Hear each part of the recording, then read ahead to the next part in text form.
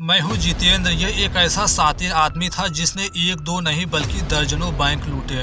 इतनी रकम जमा कर ली थी शायद फिर कभी डकैती करने की जरूरत न पड़ती, पर उसकी चाह बार बार उसे उसी राह पर ले जा रही थी जिसका बन चुका था मास्टरमाइंड। देश का ऐसा कोई राज्य नहीं था जहाँ की शहरों में उसने लूट न मचाई हो। सर्च टीम परेशान हो गई थी। पकड़ा गया तो ले जाया गया एक ऐसे जेल जहाँ से भागना असंभव था, पर वह वहाँ से भी भाग निकला। ये कैदी था Brendan James Abbott. Brendan James Abbott, also dubbed the Posse. Brendan James Abbott, born May. Brendan James Abbott gains. Brendan James Abbott was born. Brendan Abbott. Brendan James Abbott, dubbed the Brendan Abbott is the Houdini of his My name is Brendan Abbott. Brendan James Abbott. Bank robber Brendan Abbott.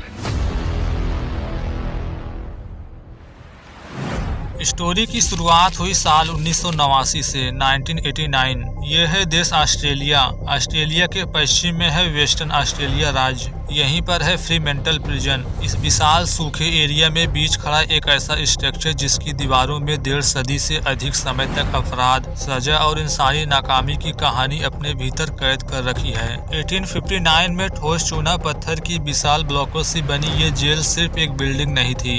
इसके भीतर कभी 10,000 से अधिक कैदी ठूसे गए थे। यहाँ बिजली का नामो निशान नहीं था। सर्दियों में तापमान चरम पर नीचे और गर्मियों में ऊपर 45 डिग्री से भी ज्यादा होता। यहीं एक 27 वर्षीय कैदी अपने भीतर एक ऐसी आग पाल रहा था जिसकी लपटें न सिर्फ जेल बल्कि पूरे देश को हिला देने वाली थी। उसका नाम था ब्रेंडन एबट, एक पेशेवर अपराधी। एक बैंक में हथियारबंद डकैती में $1,10,000 लूटने का गिल्टी पाए जाने पर उसे 12 साल की कैद मिली थी। कहा जाता है कि वह सिर्फ 14 साल का था जब उसने अपराध की दुनिया में पहला कदम रखा था, लेकिन इस प्रिजन में आने के बाद उसके रिकॉर्ड और भी भारी हो गए। जेल में हुए 2 दिन दंगों का मेन लीडर होने का आरोप लगा और उसकी सजा में 6 साल और जोड़ दिए गए। एबट को पहली बार महसूस हुआ कि यह जगह उसे तोड़ने के लिए ही बनी है। जेल के सख्त रूटीन के तहत हर कैदी को कोई न कोई काम सौंपा गया था। उसे मिला था दर्जी का काम।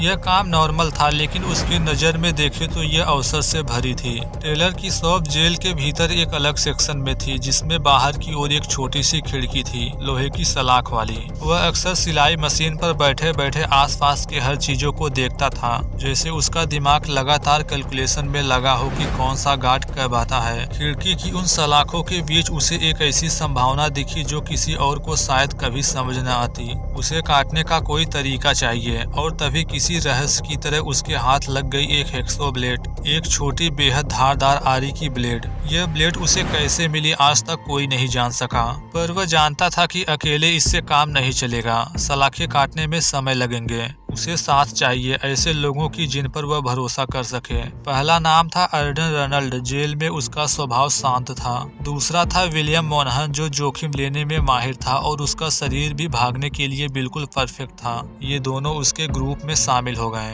अब शुरू हुआ असली काम, किस तरह टेलर शॉप की सलाखों को काटा जाए बिना पकड़े जाए। उसने गार्ड की डेली रूटीन को नोट की, कौन किस समय इन्फेक्शन करता है, कौन सा गार्ड बातूनी है, किस समय कोई ध्यान नहीं देता। उसने अपने काम का सबसे बड़ा फायदा उठाया। दर्जी के स्थान पर उसे गार्ड से अक्सर बातचीत करनी पड़ती थी और वह अपनी बातों से उनका ध्यान उसी दिशा में मोड़ता जहां उसे वह चाहता। वास्तव में एबट बात करने में माहिर था। दिन में जब मशीनें चलती तो वे धीरे धीरे सलाखें काटने लगते हैं। एबट पास में ही होता। वह किसी फटी हुई यूनिफॉर्म की गलती दिखाता या गार्ड को बताता कि उसे किस कपड़े की क्वालिटी चाहिए। तरह तरह के बातों से गार्ड को उलझाए रखता। एक दिन उसकी नजर एक और अहम चीज पर पड़ी, दर्जी के दुकान के पीछे रखा हुआ नेवी ब्लू ओवरऑल का कपड़ा। यह कोई नॉर्मल कपड़ा नहीं था, यह था MSU, मेट्रोपॉलिटन सिक्योरिटी यूनिट, जिसे जेल के सबसे ऊंची सुरक्षा वाले यूनिट के ऑफिसर्स पहना करते थे। उसने अपने सुपरवाइजर से पूछा क्या उन्हें यह सिखाया जा सकता है ये ओवरऑल कैसे बनाया जाए। सवाल इतना नॉर्मल था कि किसी को शक नहीं हुआ। भागते समय इन्हीं कपड़ों को पहनेंगे ताकि दूर से देखने पर लगे कि MSU के लोग ट्रेनिंग कर रहे हैं। सलाखें धीरे धीरे काटते हुए इतनी कमजोर हो चुकी थी कि हल्का सा दबाव डालने पर बाहर निकल सकती थी। उसी दिन से जेल के छतों और कॉरिडोर के रास्तों पर ध्यान देना शुरू किए। काटे गए सलाखों को सावधानी से अपने जगह पर कर दिया जाता ताकि दूर से लगे कि सब कुछ नॉर्मल है। ड्रेस को कई रातों में तैयार किया गया। सिलाई इतनी परफेक्ट कि असली वर्दी में फर्क करना मुश्किल था। और फिर आया वह दिन 24 नवंबर साल 1989, वह दिन जब उन सलाखों को अब पूरी तरह हटाने के लिए तैयार हैं। प्लानिंग पूरी हो चुकी थी, सलाखें काटी जा चुकी थी, ड्रेस तैयार थे। उन्होंने ये भी पता लगाया था कि टावर नंबर 4 का अधिकारी आमतौर पर MSU वालों को पहचान नहीं पाता था। उन्होंने तय किया था अंधेरा होने के ठीक पहले जब रोशनी आधी अधूरी होगी और गार्ड का ध्यान अंदर की एक्टिविटी में बटा होगा, वही सही समय होगा। दर्जी के दुकान का दरवाजा हमेशा की तरह खुला था। एक एक कर उन्होंने अपने बताए हुए नेवी ब्लू ओवरऑल ड्रेस को पहने। ये वर्दी बिल्कुल वही दिखती थी जो MSU की टीम पहनती थी। अगर कोई उन्हें देख लेता तो सबसे पहले यही मानते कि कोई सेफ्टी प्रैक्टिस चल रहा है। एक बाहर निकला, धीरे धीरे बढ़ने लगा आगे। बाहर ट्रेलर शॉप की पिछली दीवार जेल के दूसरे ब्लॉक से केवल एक सक्रिय छत से जुड़ी हुई थी। किसी भी गलत कदम का मतलब नीचे पत्थरों पर गिरकर चोटिल हो जाना था। आने से पहले सलाखों को अपनी जगह पर धकेला ताकि यह न दिखे कि यहाँ से 3 कैदी निकल चुके हैं। अब छत पर हैं, सूरज डूब रहा था। इस रोशनी ने उनके ड्रेस को और भी असली दिखा रहा था। दूर से किसी भी गार्ड को उन्हें देखकर यही लगता कि यह MSU की टीम का कोई रूटीन है। छत अलग अलग ऊंचाई पर थी, लगातार छलांगे लगानी थी। कुछ थी 3 मीटर की दूरी पर, लेकिन इससे पहले गार्ड टावर नंबर 4 के निगाहों से बचना था। उन्हें पता है कि इस टावर का गार्ड ज्यादा ध्यान नहीं देता और उनकी अपनी वर्दी देखकर तो बिल्कुल मान लेगा कि यह कोई ड्रिल होगी। जैसी उम्मीद की थी, टावर 4 का गार्ड उन्हें देखता है। वह खिड़की के बाहर झुककर नीचे निकलते हुए तीनों को पहचानने की कोशिश करता है। उनके नीले MSU के कपड़े को देखकर वापस अपने कैबिन में बैठ गया। कोई अलार्म नहीं, कोई शोर शराबा नहीं। कैदियों के लिए यह एक बड़ी जीत थी। अब असली परीक्षा की घड़ी आ गई। पहला गैप, 3 मीटर का खुला फासला जो जेल के 2 ब्लॉकों को अलग करता था। नीचे गिरने का मतलब गंभीर चोट। रेनल्ड ने सबसे पहले छलांग लगाई और सुरक्षित दूसरी छत पर उतरा। एबर्ट ने भी बिना किसी झिझक के छलांग लगाई और दूसरी तरफ आया। मोनहन ने तैयारी तो की थी, लेकिन उसका डर उस पर हावी हो गया। उसने दौड़कर छलांग लगाई, पर उसके पैर किनारे से फिसल गए और उसका शरीर दोनों छतों के बीच के खाली जगह में जा गिरा। दोनों ने नीचे झुककर देखा, वह जमीन पर पड़ा दर्द से तड़प रहा था। समझ गए कि उनका साथी अब साथ नहीं दे पाएगा और अब रुकने का कोई मतलब भी नहीं। अब उनकी नजरों में एक ही टारगेट था, वह अंतिम छत जहां से बाहर की सड़क मिलती है। अगला गैप थोड़ा छोटा था, उसे तेजी से पार किया। अब सामने आखिरी बैरियर थी, कांटेदार तार की फेंस। दोनों इसके लिए तैयार थे। ड्रेस के नीचे मोटे कपड़े बांधे हुए थे। बाढ़ को पार कर लिए। कई जगह कांटे चुभे, पर उस समय तक दर्द भी किसी दुआ की तरह महसूस हो रहा था। अब बस एक छलांग और नीचे थी आगे की सड़क। वहाँ कोई उनका इंतजार नहीं कर रहा था जो उन्हें ले जाएगा। आगे की कोई प्लानिंग नहीं, सिर्फ मौके और किस्मत। दोनों ने बिना रुके उस छत से नीचे छलांग लगाई। वे दौड़ते चले गए। कुछ ही दूर एक बस दिखाई दी। उन्होंने उसे ऊपर से ही देख लिया था। जैसे बस के दरवाजे खुले, उसमें घुसे और ऐसे बैठ गए जैसे लंबे दिन की शिफ्ट पूरी करके लौटे मजदूर हों। किसी ने उन पर ध्यान नहीं दिया। बस स्टार्ट हुई और वे जेल की दीवारों से दूर जाने लगे। उधर दर्जी के दुकान में बाकी कैदियों ने इतनी सफाई से नॉर्मल रूटीन कंटिन्यू रखी कि अगले 40 से 50 मिनट तक किसी को शक नहीं हुआ। जब आखिरकार गार्ड किसी दूसरे कारणवश वहां आया और उसने सलाखें हटी हुई देखी, तभी उसके पैरों तले जमीन खिसक गई। अलार्म बजा, कॉरिडोर में अफरा दफरी मच गई। दरवाजों पर गार्ड घबराकर अपनी दूरबीनें घुमाने लगे, लेकिन अब तक दोनों काफी दूर जा चुके थे। वे अब आजाद थे और सड़क पर दौड़ते हुए अपनी नई जिंदगी की ओर कदम बढ़ा रहे थे। उनका भागना कुछ ही घंटों में वेस्टर्न ऑस्ट्रेलिया के सबसे बड़े सर्च कैंपेन में बदल गया। सड़कें ब्लॉक कर दी गई, बसों, ट्रेनों और टैक्सियों पर निगरानी बढ़ा दी गई। बस से उतरने के बाद दोनों पब्लिक के बीच ऐसे घुल मिल गए जैसे वे उनका ही हिस्सा हों। भागने के 2 दिन बाद ही एबर्ट ने अपनी असली जिंदगी की शुरुआत की। भोजन, कपड़े, पैसे और रहने की जगह की जरूरतें उसे अपराध के उसी राह पर धकेलने वाली थी जो उसे इस जेल तक ले आई थी। उसने अपनी फोटो कैमरे में कैद की, सफर के कुछ सीन रिकॉर्ड किए। एक फोटो में वह पुलिस स्टेशन के बाहर खड़ा था, जैसे वह अपनी ही गिरफ्तारी का मजाक उड़ा रहा हो। उसे अंदाजा नहीं था यह फोटो फिल्म रील पुलिस द्वारा बरामद कर ली जाएगी और न्यूज़पेपर में छप जाएगी। दोनों कैदियों की दोस्ती हालांकि मजबूत दिखती थी, लेकिन पैसों की कमी, लगातार भागने का दबाव और एबर्ट की अपनी आदत अकेले काम करने की धीरे धीरे इस पार्टनरशिप को तोड़ने लगी। वह आखिरी दिन था जब दोनों ने अपनी लूटी हुई रकम बांटी और अलग अलग रास्तों पर चले गए। रेनोल्ड पर्थ शहर लौट आया। उसकी किस्मत अच्छी नहीं थी, वह बहुत ही जल्द अरेस्ट हो गया। एबर्ट इसके उल्टा पश्चिम से पूर्व की ओर बढ़ता गया। वह लगातार अपनी पहचान बदलता, अलग अलग नामों से रहता, कभी कभी नॉर्मल जॉब भी करता और जरूरत पड़ने पर फिर से बैंक लूट लेता। वह बैंक के कर्मचारियों पर महीनों नजर रखता, उनके आने जाने का समय नोट करता, लेआउट समझता, कैमरों के एंगल पहचानता और फिर रॉबरी करता। ऐसा लगता जैसे वह बैंक लूटने का कोई प्रोफेसर हो। एडलेड जैसे शहरों में उसकी कई लूट पुलिस के लिए सिरदर्द बन चुकी थी। लगभग 5 साल से उसने करीब $5 मिलियन चुराए, एक ऐसा कारनामा जिसे ऑस्ट्रेलिया के क्राइम वर्ल्ड में आज भी अनोखा माना जाता है। लेकिन हर अपराधी गलती करता है और उसकी गलती थी गोल्ड कोस्ट के आसपास लूट करना, यानी उसके अपने रहने वाले इलाके में ही। पुलिस तभी उस तक पहुंच गई जब उसके पोस्ट ऑफिस बॉक्स पर पहुंचने वाला एक लेटर उन्हें मिला। उसमें एक पेजर का बिल था जिसे उसकी गर्लफ्रेंड जॉर्जिया इस्तेमाल करती थी। उसी पेजर नंबर पर नजर रखी और उसकी एक्टिविटीज को ट्रैक किया। वक्त आ चुका था 27 मार्च साल 1995। वह घर से बाहर निकला। सड़क पर चलते ही एक साधारण कपड़ों में पुलिस ऑफिसर्स ने पिस्तौल उसके चेहरे पर तान दी और उसे जमीन पर लेटने को कहा। उसका फरार जीवन खत्म हुआ, फिर से जेल, फिर से बंद दरवाजे। लेकिन उसकी कहानी का अंत ये नहीं था, ये थी शुरुआत। अब कुछ ऐसा करने वाला था जिसकी उम्मीद करना भी संभव नहीं। अब उसे भेजा गया क्वींसलैंड राज्य के ब्रिस्बेन करेक्शनल सेंटर, एक ऐसा जेल जो उसके पकड़े जाने वाले स्थान से बहुत दूर लेकिन सुरक्षा के मामलों में कहीं ज्यादा खास था। यहाँ आते ही उसने वह काम शुरू कर दिया जिसके लिए वह फेमस था, भागने की प्लानिंग। इस जेल की दीवारें दूसरे जेल से अधिक मॉडर्न थी। यह क्वींसलैंड राज्य की सबसे हाई सिक्योरिटी वाली जेल थी। 3 टायर फेंसिंग, कैमरों का जाल, हर ब्लॉक में इलेक्ट्रॉनिक कंट्रोल और 24 घंटे की निगरानी। यह वह जगह थी जहाँ से कोई भी भाग नहीं सकता। उसकी 20 साल की नई सजा शुरू हो चुकी थी। जेल में उसने वह सब कुछ दोहराना शुरू किया जो पहले प्रिजन में कर चुका था। बी पेशेंट, गार्ड को समझना, रूटीन को रीड करना, कमजोरियों को पहचानना।